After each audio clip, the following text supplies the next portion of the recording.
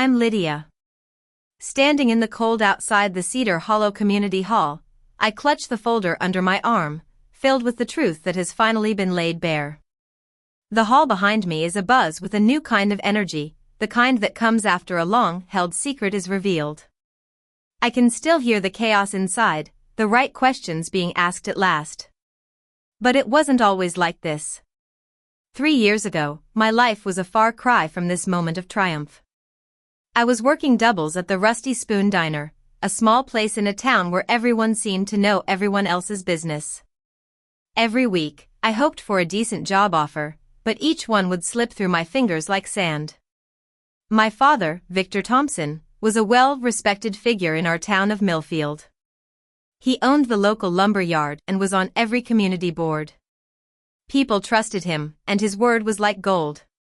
For 3 years, he had been sending me the same text, "Come home and apologize, and maybe I'll stop." I didn't know what he meant by stop until I started to piece things together.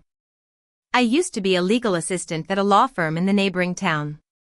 I loved my job, drafting legal documents and researching statutes.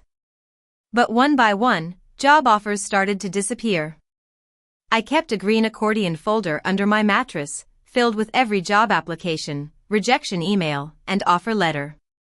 It was my way of holding on to some semblance of order in a life that was falling apart. One day, a woman named Mrs. Harris walked into the diner. She was dressed in a simple black suit and had a calm, steady presence. She sat down in my booth and told me that my grandmother, Helen Thompson, had hired her 10 years ago to find me when things got bad enough. She slid a card across the table, and the moment I smelled it, I knew it was my grandmother's. The smell of lavender and honey, the same smell that filled her kitchen when I was a child. I was hesitant. For 3 years, I had learned that good things never lasted. So, I told her I was on shift and walked away. But that night, after another job offer fell through, I couldn't stop thinking about what she had said. 2 weeks before Mrs. Harris came, I had received an offer to work as a bookkeeper at a farm supply store.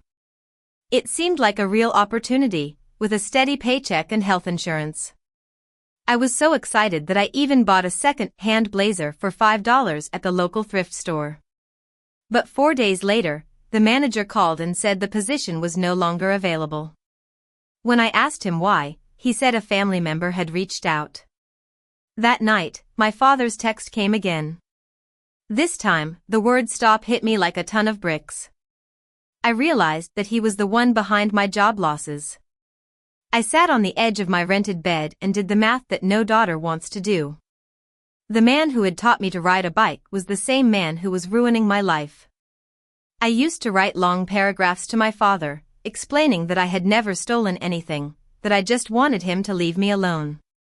But he never answered. This time, I texted him, "Stop what, Dad?" The little dots appeared on the screen, then disappeared, and then appeared again. But there was no answer. I started to understand that my father had a hold over this town. Millfield was a small place, with only about 2,500 people, one main street, and my father's lumber yard at the center of it all. He had coached the high school football team for 15 years and had donated to every local charity. When he spoke, people listened. My brother, Ryan, who is 3 years older than me, runs the lumber yard now. One day, he texted me, "Stop embarrassing Mom." I wrote back that I hadn't spoken to Mom in 2 years. He replied, "You always did need to be the victim." That's when I noticed that he knew I had applied for the farm supply job. I hadn't told anyone, and there were only a few people in 2 counties who knew about the application. Ryan's delivery route touched all of them. After the 3rd job offer in a row was pulled, my savings ran out, and I lost my apartment. I had a 12-year-old Ford Focus with a temperamental heater. For a while, that was my home. I showered at a 24-hour gym on a trial membership, and I spent my days at the public library, reading employment law and looking for a way out. One night, a sheriff's deputy tapped on my car window in a grocery store parking lot. I braced for the worst, but he just looked at me with kindness and told me about a church that ran a shelter program. I cried in front of him, something I had promised myself I wouldn't do. Then, I got an offer for a receptionist job at a law firm in the next town. It was a job I could do in my sleep, and it was close to my old life. I let myself hope. But 5 days later, they called and said they had decided to keep the position internal. I drove to the diner parking lot and sat there, defeated. But then I remembered the card Mrs. Harris had left. I reached under the seat and pulled out the green folder, and there it was. I called the number on the card, and a steady voice answered on the second ring. She said she'd been expecting me for a decade. I met Mrs. Harris at the library reading room. She had 2 cups of tea waiting for me. She told me that my grandmother had retained her in 2015 with one instruction: find me and give me what she had left, but not until I was truly down and ready to fight. She handed me a thin manila folder. Inside were copies of bank statements from 2008 to 2011, and a revoked power of attorney. I noticed the withdrawals, small amounts over 3 years, totaling more than $35,000. And on the memo lines, I recognized my father's handwriting. I remembered when I was 18, I had come home from my first year of college. Grandma Helen asked me to help with her books because her eyes were getting bad. I found the hole in her accounts in one afternoon. I checked it 3 times before I told her. She was furious. She called Mrs. Harris, revoked my father's power of attorney, and changed her will. 11 days later, the police came to the lumber yard while I was helping out. My father had filed a report that I had been stealing from the register. There was a $500 shortfall that I had nothing to do with, but my father's word was enough. I spent one night in a holding cell, and the charge was dismissed within a month, but I never had it expunged. I just wanted to leave. Sitting in the reading room, I named the wrongs: defamation, interference with employment. But I didn't have proof of who had made the calls. Mrs. Harris said the small amount of money in the folder was for hiring a lawyer to get the employers to put it in writing. That night, I drafted 4 letters at the library, asking each employer for a written statement about the third-party communication that had led to my offer being withdrawn. 2 of them didn't answer, and the law firm sent back a cold statement about confidentiality. But the farm supply store manager called me. He said it wasn't right what had been done to me. He told me that my father had called and said I had a theft conviction. I wrote down his words exactly. He mailed me a signed statement on his letterhead. It was the first brick in my wall. I saved my grandmother's letter for a night when I was alone. When I opened it, the smell of lavender and honey filled the room. She wrote that she knew what her son was.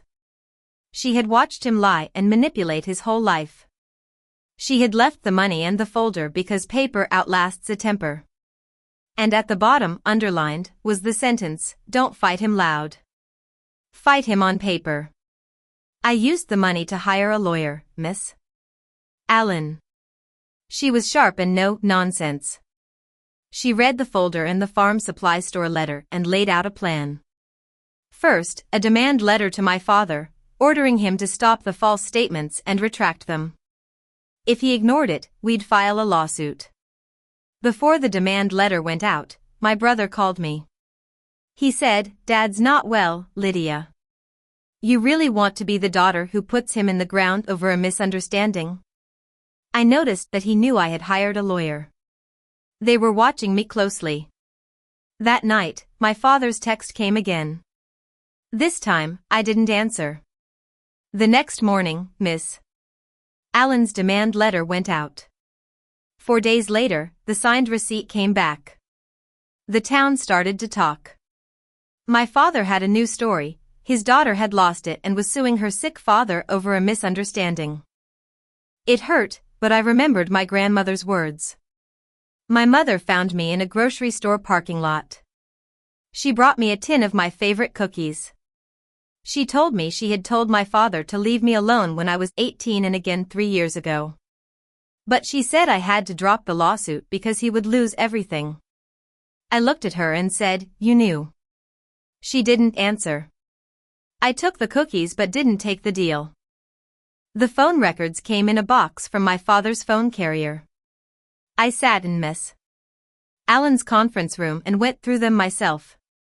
There were the calls to all 4 employers, each one landing just before my job offers were withdrawn. Once the suit was real, 2 of the employers who had gone silent provided sworn statements. With the phone log, the farm supply store letter, and the affidavits, the case was getting strong. My father's lawyer answered with 2 arguments, privilege and that he had only said I'd been arrested. Ms. Allen walked me through it. She said a man who had robbed his own mother couldn't claim good faith. And the difference between arrested and convicted was crucial. Then, they offered me money to make it all go away. It was a tempting offer. I could have had a fresh start. But I reread my grandmother's letter and remembered that silence was what had allowed my father to do this in the first place. I told Miss Allen to counter with my own terms, a full written retraction sent to all 4 employers, real damages, and the truth told in public. I learned that my father was up for the Businessman of the Year award at the town's annual dinner. The night before the dinner, I drove to Millfield alone.